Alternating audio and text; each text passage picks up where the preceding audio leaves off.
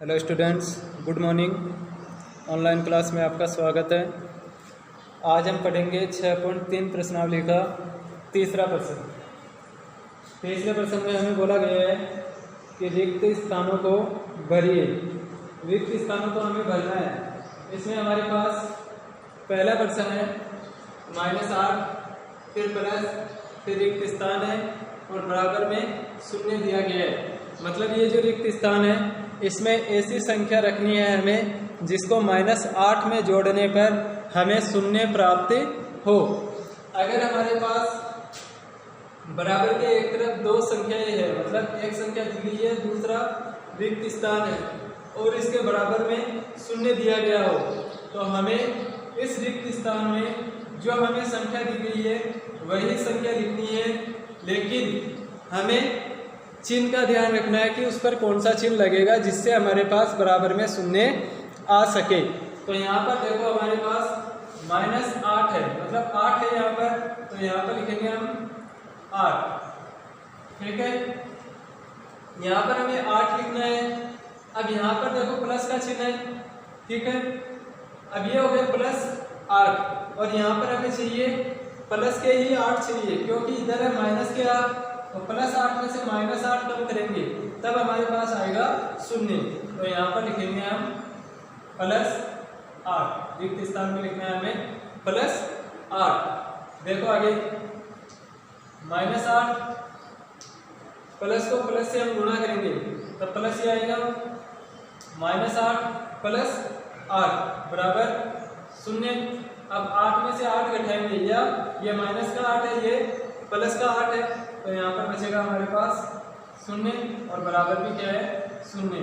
मतलब यहाँ पर ये जो रिक्त स्थान है इसमें क्या लिखना है, हमें +8 लिखना है। तो पहले का उत्तर हो जाएगा +8। इसी प्रकार दूसरा है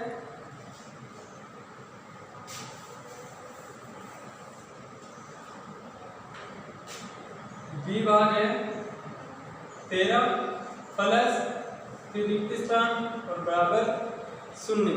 13 प्लस रिक्त स्थान है और बराबर में शून्य है। अब यहाँ पर इस रिक्त स्थान में ऐसी संख्या रखनी है कि उसको जोड़ने पर हमारे पास शून्य प्राप्त हो। शून्य प्राप्त होगा मतलब इधर 13 है तो यहाँ पर भी 13 ही होगा, लेकिन हमें चिन्ह देखना है, ये 13 धनात्मक है, ठीक है। मतलब यहाँ पर जो मान आएगा वो ऋणात्मक होना चाहिए हमारे पास, मतलब इन दोनों से जो मान आएगा वो ऋणात्मक होना चाहिए।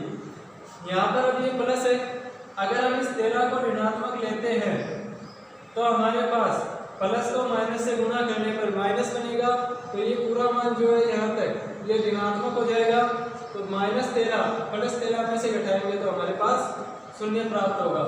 देखो 13 प्लस को माइनस से गुणा करने पर -13 बराबर है शून्य। 13 में से 13 घटाएंगे तो यहाँ पर हो जाएगा हमारे पास शून्य बराबर शून्य। मतलब इस रिक्त स्थान में हमारे पास आ जाएगा -13। अगला देखते हैं।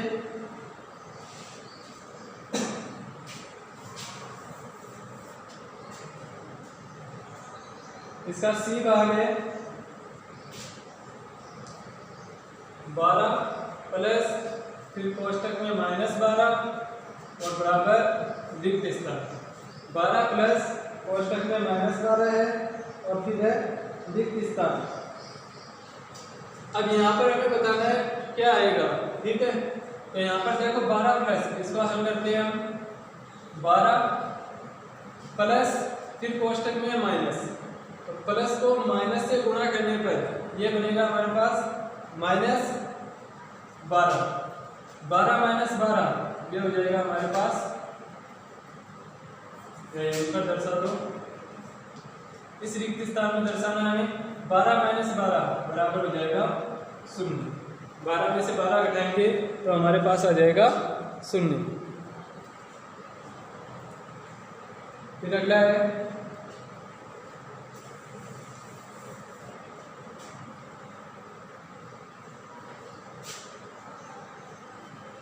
-4 प्लस रिक्त स्थान -12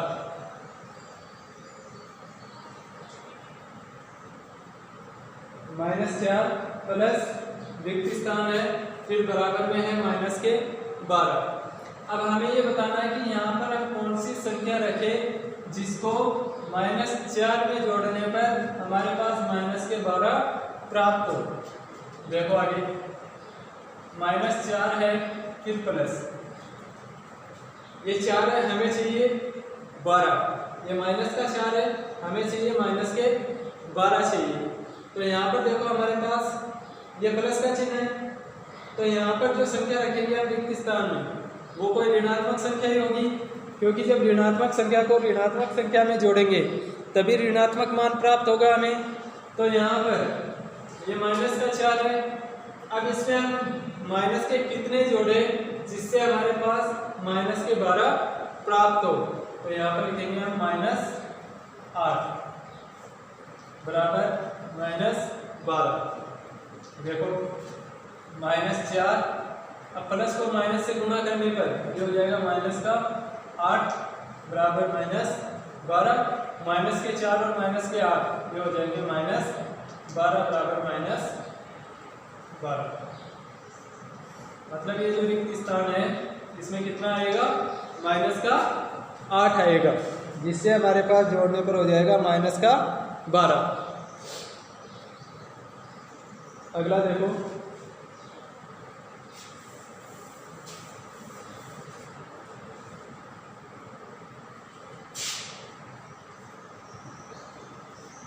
पहले रिक्त स्थान, फिर -15 और बराबर -10 है। रिक्त स्थान -15 बराबर -10 आने चाहिए। मतलब यहाँ पर ऐसी संख्या रखनी है हमें जिसमें से 15 घटाने पर -10 प्राप्त हो। मतलब माइनस की संख्या घटानी है और माइनस की संख्या हमें प्राप्त हो रही है। तो यहाँ पर रिक्त स्थान में ऐसी संख्या रखनी है हमें जिसमें से -15 को कम करने पर हमें -10 प्राप्त हो। अब यहाँ पर देखो 15 और 10 में 5 का अंतर है, तो यहाँ पर लिखेंगे हम 5।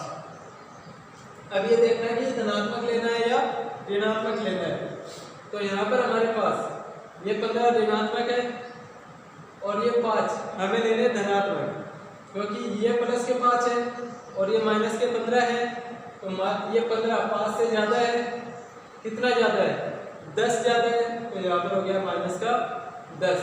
तो यहाँ पर लिख सकते हैं हम 5 - 15 -10 बराबर -10। ये हो गया इसका ई भाग। अब देखते हैं इसका चौथा क्वेश्चन।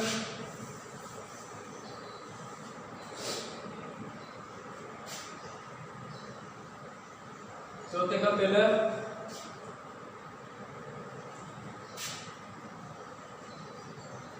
-7 -8 -25 माइनस के साथ, फिर माइनस के 8, फिर माइनस और कोष्टक में -25। इसका हमें मान ज्ञात करना है। तो देखो माइनस का 7 है, पहले तो हमें क्या करने हैं, इनके कोष्टक हटाने हैं। तो माइनस के 7, फिर है माइनस के 8 और फिर माइनस और कोष्टक में भी हमारे पास माइनस का चिन्ह है। तो इस माइनस को माइनस से गुणा करने पर ये हो जाएगा +25। -7 -8 और माइनस को माइनस से गुणा करने पर प्लस, तो यहाँ पर लिख दिया हमने +25। अब देखो यहाँ पर ये दो संख्या ऋणात्मक है हमारे पास, मतलब माइनस में, तो इन दोनों को हम जोड़ेंगे 7 और 8, ये हो जाएगा हमारे पास 15।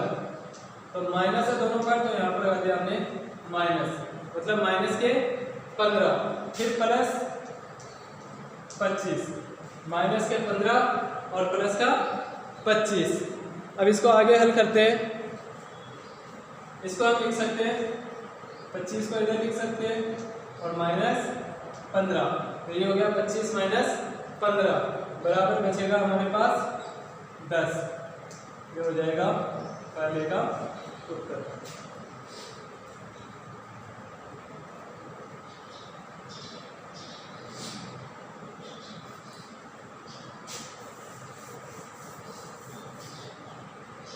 अब देखो अगला,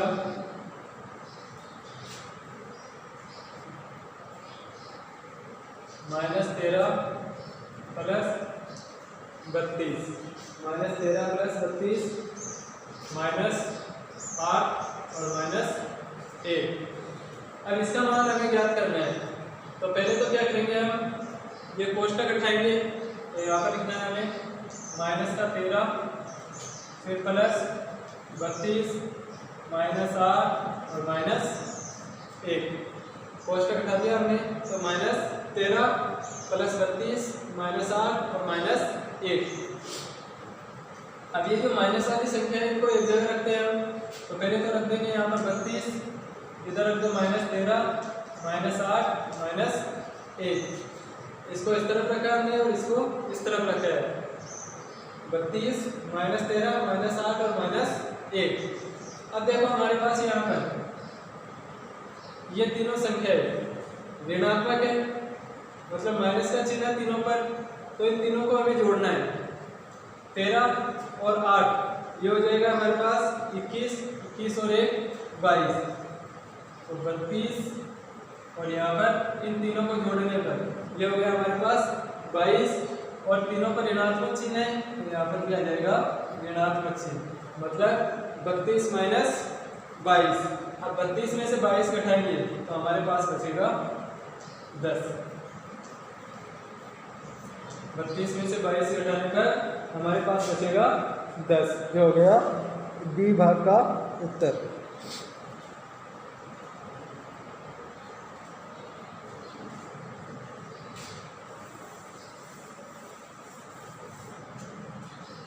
अब देखते हैं इसका सी भाग। सी भाग है -7 फिर है प्लस -8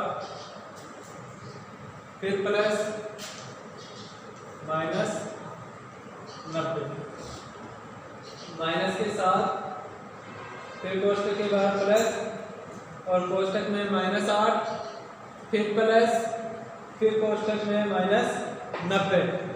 इसको हल करना है हमें, तो यहाँ पर देखो पहले तो हम क्या करेंगे, इनके सभी कोष्टक हटाएंगे, तो यहाँ पर पहले कोष्टक में तो है -7, फिर आगे प्लस को हम गुणा करेंगे इस माइनस से, तो प्लस को माइनस से गुणा करने पर ये हो जाएगा हमारे पास -8, फिर आगे इस प्लस को इस माइनस से गुणा करने पर ये हो जाएगा हमारे पास -90, माइनस के साथ माइनस के 8 और माइनस का 90। अब यहाँ पर देखना है हमें कौन सी संख्या धनात्मक है और कौन सी संख्या ऋणात्मक है। तो हमारे पास जो समान संख्या है उनको हमें जोड़ना है, मतलब ऋणात्मक संख्याओं को एक जगह जोड़ना है और धनात्मक संख्याओं को एक जगह जोड़ना है। लेकिन हमारे पास यहाँ पर तीनों संख्याएं ऋणात्मक है, तो इन तीनों संख्याओं को हमें जोड़ना है।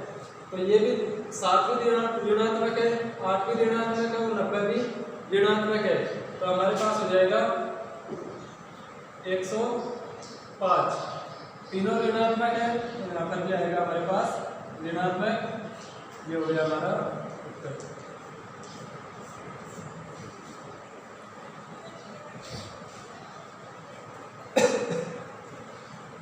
पहले तीनों के कोष्टक उठाने हैं हमें।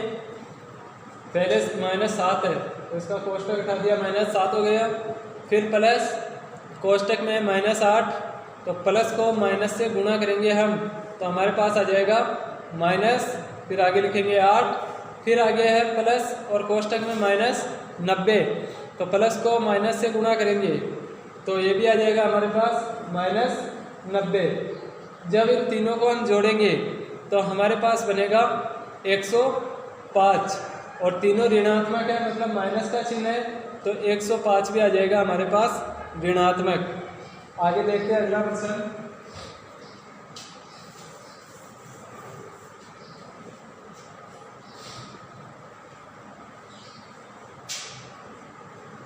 बी भाग है 50 माइनस कोष्टक में माइनस का 40, फिर माइनस और कोष्टक में माइनस का 2।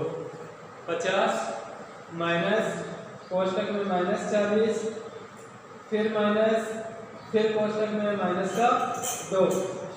अब इसको हल करने के लिए हमें पहले कोष्टक हटाने हैं। 50 फिर माइनस, फिर कोष्टक में माइनस 40 है और आगे कोष्टक में माइनस 2 है, तो इन दोनों के हमें कोष्टक हटाने हैं। तो कोष्टक हटाने के लिए हमें क्या करना है, बाहर वाले चिन्ह को अंदर वाले चिन्ह से हमें गुणा करना है। तो यहाँ पर लिखेंगे हम 50, इस माइनस को इस माइनस से गुणा करने पर ये हो जाएगा हमारे पास प्लस, मतलब जब समान चिन्ह गुणा करते हैं तब प्लस आता है हमारे पास। तो माइनस माइनस दोनों समान चिन्ह है, तो इनको गुणा करने पर यहाँ पर हो गया हमारे पास प्लस और यहाँ पर लिखेंगे 40। फिर माइनस माइनस गुणा करने पर ये भी हो जाएगा हमारे पास प्लस 2। 50 plus 40 plus 2। अब इनको जोड़ने पर हमारे पास आ जाएगा 92। ये हो गया हमारा उत्तर, मतलब इसका चौथे का जो डी भाग है उसका उत्तर हो जाएगा 92।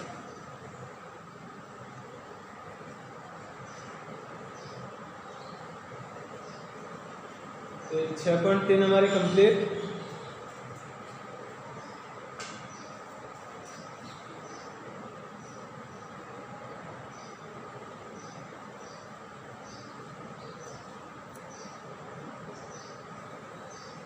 अगली प्रश्नावली पढ़ेंगे हम कल।